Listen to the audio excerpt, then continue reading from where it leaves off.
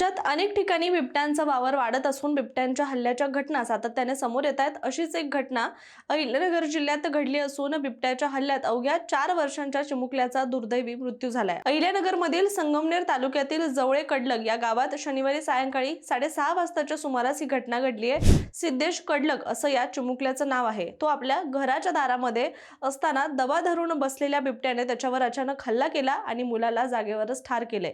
घटनेच्या वेळी सिद्धेशचे वडील गोठ्यात जनावरांना चारा टाकत होते, तर आजी गवताचं ओझं घेऊन गोठ्यात गेली होती। या घटनेनंतर गावात प्रचंड संतापाची लाट उसळली आहे। जोपर्यंत नरभक्षक बिबट्याला ठार केलं जात नाही तोपर्यंत मृतदेह ताब्यात घेणार नाही असा पवित्रा नातेवाईकांनी ग्रामस्थांनी घेतलाय। त्यामुळे काही काळ परिसरामध्ये तणावपूर्ण वातावरण निर्माण झालं होतं। दरम्यान अहिल्यानगर जिल्ह्यातच पारनेर तालुक्यात सुद्धा बिबट्याचा धोका वाढलेला आहे। पारनेर तालुक्यातील पिंपरी गवळी गावामध्ये वन विभागाने चौथा बिबट्या पिंजऱ्यात जेरबंद केलाय। यापूर्वी 2 डिसेंबर रोजी किन्ही या गावामध्ये एका वयोवृद्ध महिलेवर बिबट्याने हल्ला करून तिचा मृत्यू झाला होता। या घटनेनंतर संतप्त ग्रामस्थांनी नगर मनमाड महामार्गावर रास्ता रोको आंदोलन देखील केलं होतं। एकूणच बिबट्यांच्या वाढत्या हल्ल्यांमुळे नागरिकांमध्ये भीतीचं वातावरण निर्माण झालं असून वन विभागाने तातडीने ठोस उपाययोजना कराव्यात अशी मागणी देखील आता केली जाते।